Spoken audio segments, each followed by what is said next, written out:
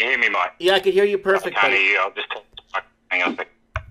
Hold on, you're breaking up really bad, buddy. You're breaking. Hey, Mike. How you going, Mike? Oh, okay.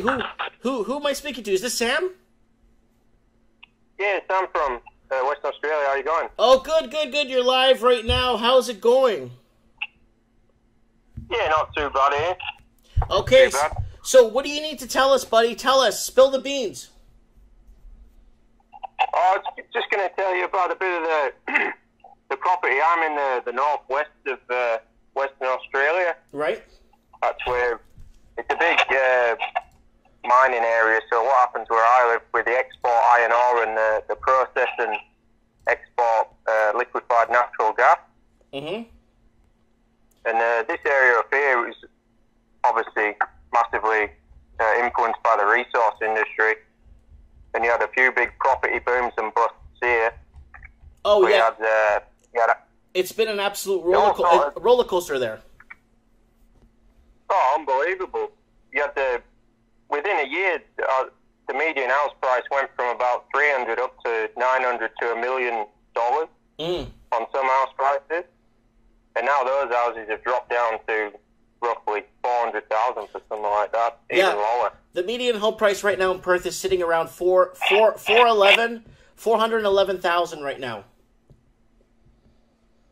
So, yeah, that's right. I mean, up here it's a bit more influenced by the construction because we had massive fluctuations in population because there's some huge resource projects. They built gas plants and what have you. Because they had a huge influx of people building a gas plant here, and then at the same time they were building houses like you couldn't believe.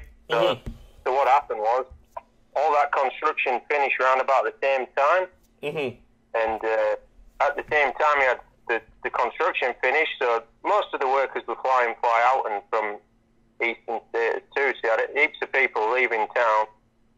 And right at the same time, all this new housing sort of came on the market. So it hammered it, but it took a while to sort of people to react to that and for the market to realise what had happened. While they were still spruiking it like you can't believe.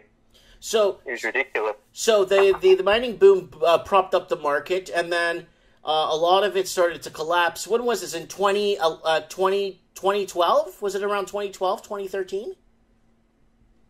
A bit later than that. Like the gas plant was finished up here. That was a $15 billion project. That finished in about 2012. Okay. So the town I'm in is roughly about 12. Well, about 15,000, but so you had maybe 3,000 or 4,000 people, probably more, transient, just leave town more or less at the same time. So have you seen a mass exodus of people leaving your area to other parts of other parts in Australia? Yeah, well, a lot of these people were from the eastern states anyway, so they did fly and fly. I'm not sure if you're aware of, they call it FIFO, air fly and fly out. Yeah, they come in, stay a few days, and then take off, right? And then come back. The rosters are a bit longer. So in construction, you have anywhere from 4 weeks on, 1 week off, up to 6 weeks on, 1 week off. That's in construction. You had all those people, and those people were housed in camps too. So you had all these big FIFO camps everywhere. They've got rid of a couple of them. But obviously some of those people chose to live in town and rent rooms and work on the site. Right. Okay, I got an article up here for you. I want you to tell me what's going on. So it's from Australia. Basically, politician claims $75 a week can feed your family. Is that true? Not a chance. Not up here. It's not even in Perth. I mean, the fuel prices have gone right up. The petrol now, even in Perth, it's like $1.60 a litre. And if you live in Perth, because it's such a well-designed city, the public transport's a bit of a joke. You've got to drive everywhere, and the roads are massively congested. So, yeah, that's a joke. Okay, I got another one. Up here. Australian home prices look like they're falling faster in early spring, especially in Melbourne. Okay, so I know you're in Perth, and house pricing there is pretty stagnant right now. But are you hearing the news from the East Coast? No, 'cause I don't live in Perth, Mike. I live 1,600 kilometres north of Perth in a regional area. Whoa! In Whoa! Whoa! Okay, so are you getting ripples? Are you getting waves? Are you hearing about it out where you are? No, like I said, we had the massive resources boom. It was basically a construction boom. Yeah. For iron ore and natural gas. So we had that. So we had our market go from, say, a $200,000 house shot up to 800,000 to $1 million. Yeah. And then drop back down to 200,000. Wow. So I got a friend. He bought a house for 820,000 in this town I live in, and it's probably worth about 230, 240 now. Whoa, 230 large? Yeah. Holy smokes! So that's like a 70% loss. Unbelievable.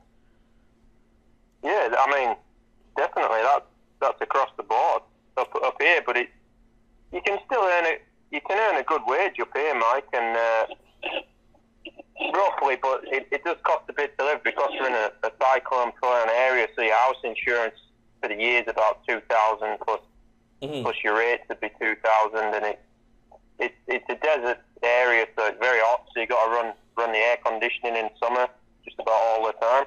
Yeah, to keep it. Wow. Well, Perth, but the thing with Perth, it's more or less it's so reliant on resources. It's not funny. I mean, when the iron ore price dropped, they start scaling back all these projects and everything else, and a lot of the supply for all the mine sites and some engineering services are all based in Perth for the mines.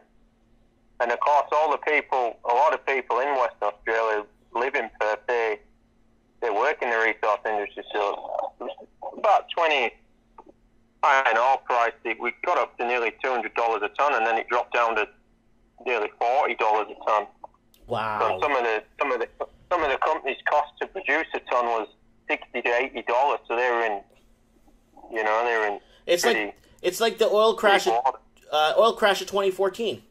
The big oil crash of 2014. You had countries like Angola, Venezuela, Canada, other countries basically suffer from the oil drop that were heavily dependent on oil. Western Australia was heavily dependent on minerals. Boom. Everything was back to minerals. Boom. Minerals crash. Look what you have. A mess. We had the same thing here because there's a lot of oil and gas in West Australia. Mm-hmm. So, because I did leave there and go work for an oil field services company for a couple of years, and they were massively into exploration, so well testing. Like you say, in 2014, that all died off, and a lot of these companies, the oil field services companies took a massive hit, and a lot of them are all based in Perth. Oh, wow. So, too much heavily dependent in the region. Too much heavily dependent on the region. And that's what happens when you stack all your cards or you put all your eggs in the one basket, right? Yeah, exactly. Yeah, and that's what happens. But you get people spruiking the market too, and a lot of these investment properties. I mean, it's a massive push to get your investment portfolio up and going, but they were pushing for people to invest in these resource towns. That are so. The price fluctuations of housing, like I described, is unbelievable, So the people were buying in here like $800 to $1 million as an investment property, and at the time the rents were up around $2,000 a week. It was ridiculous. $2,000 a week or 2,000 pesos? $2,000 a week. I'm not joking.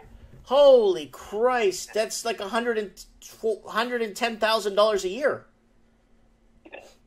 Oh. Yeah, just to rent somewhere. So you had multiple people renting one house. But see, the thing is, you could get your investment property at that price, and you could service your mortgage with a rent. That's right. That's correct. The same thing.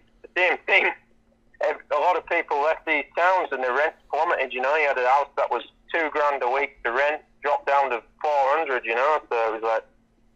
There was so many houses up here in mortgagee in possession. The banks were just selling them off. Yeah. Wow. Bank repos too, right?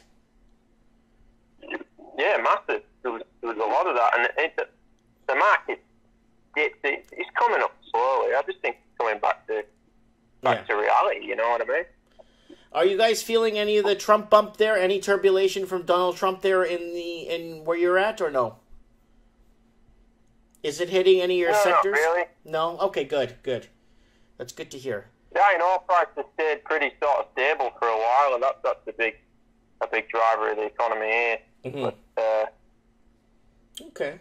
There's been a bit of play in the lithium. They've built a couple of mines for lithium. That's taken off a little bit. Yeah, lithium's going to be our future for battery life. So copper top and all the other crap that we use for batteries, alkaline and all that crap, that's all going out the window right now. We're moving to lithium ion anyway. So that's the future. That's the future to mine right there. Yeah, there's a few companies and associations trying to get the state government to back lithium production and manufacture in Western Australia, but they're being slow on the uptake. They're just not interested in that. So that'll be another opportunity lost by the state government. Okay, that's good to know. It's good to know that they're trying to back things and get things into perspective to help the Australian proper and keep people's dreams alive. You know what I'm saying? Eye on the prize. Anyways, I'm going to let you go now, and we'll get you on the show again. Give us an update on what's going on in the next week or two. If you want to, just let me know. Message me through the day, and we'll have you on, and you can give us another update on what's going on, okay? Yeah, no worries, Mike. Cheers, buddy. Thank you so much for your contribution, Sam, and we'll keep in touch, okay? No worries, man. See you, bud. Yeah. Bye. See you, bud.